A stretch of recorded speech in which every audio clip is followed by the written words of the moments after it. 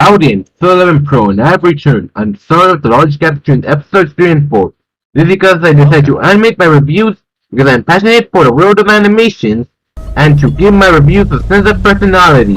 Wayside is a show made by John DeVries. The director of the show is Ricardo Da Vinci and produced by Nevada Animation. It's based on a series of books known as Wayside. The show is about Todd navigating his way to school. While I cannot judge the show based on adaptation, it is based on the source material. I'm able to judge it based on its own merit. So let's start by talking about the characters. So let's start with Mauricia. She's supposed to be Todd's friend. Although she might seem like a good character at first, I realize she's kind of a gimmick character. While her personality gives some sort of depth unlike the other gimmick characters, she's a sweet and caring friend for Todd, while randomly punches Todd to show love for him. As seen in episode 5B, I reflect the only reason why I felt like the writer wanted Mauricia to punch Todd to show affection for him is because of an fourth attempt to make her look unique and original. Apparently in episode 10, she was a stereotypical girl character who cares about fashion. And for all honesty though, I feel like that is no better. Todd is the most likable character in the show, with the voice of reason and has a rational personality. However, when you talk about Todd on his own merits, he's very one-dimensional. Due to the fact that the writers treat Todd like a butt monkey. When Todd is not treated like a literal punching bag by Mauricia, he's either A, isolated away from the other characters except one, as seen in episodes like Age of Aquarium, or B, decides to make Todd get in trouble 3 times and gets sent to the kindergarten bus. Sometimes they combine both, which makes some of the episodes that decide to go this route seem inconsequential, since the show rarely focuses on the other characters. For the first episode, Diana played a major role in the most uncomfortable episode I've ever seen in my life, since she tries to force Todd into fall in love with Mauricia, but more on that episode later. Her personality in episode 2 and onwards is better, but she feels underdeveloped since her entire personality boils down to nerdy girl who follows the rules.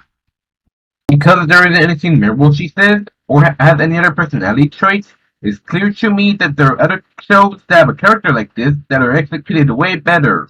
Myron is a character that is bland and uninteresting when it comes to episodes that are not centered around him. He feels like a background character that is put in the sidelines for 98% of the show. The main stitch of Myron is that he wants a class president, and for all honesty though, if she's a real person in real life, I will certainly won't let him be class president. Because in every episode centers around Myron, he is an egotistical person who only cares about power. The only good episode in which Myron takes center stage is Myron vs. Normie, and that's because Myron does not have an ego as the size of Canada. Kid Swatter feels like a rehash of Myron, except instead of having a massive ego, instead he's very dumb. Unlike the previous 4 characters, there's nothing genuine about Kid Swatter, and I feel like he is only in the show to benefit the plot and nothing more. I have mixed feelings when it comes to the presentation. Although the art style is nice, sometimes it feels like the corners have been cut when it comes to animation. Like in the episode channel Kid Swatter, where they cut the tower and looks like they keyframe it with a video editor opposed to actually animating it. When it comes to most shows that pride itself being outlandish as possible, they tend to get ridiculed by reviewers because they do it excessively, which causes the reviewers think that the show believes in the whole random equals funny thing.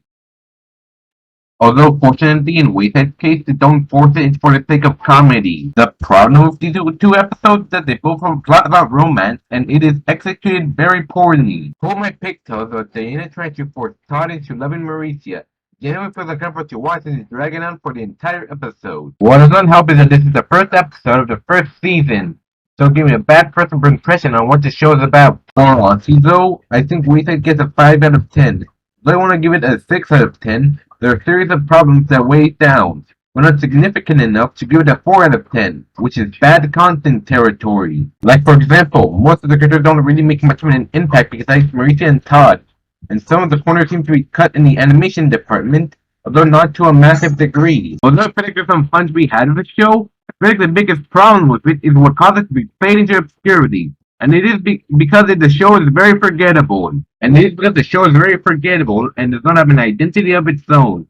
While it does have the school kids have a life in a strange and unrealistic school, they don't really do much with the premise, which causes other Nick shows to foreshadow Wayside, ultimately screwing the Wayside in the process. Now before I end this review, I decided to introduce something to the show called the Review Backlog. It's where I show all of the shows that I review and its ratings.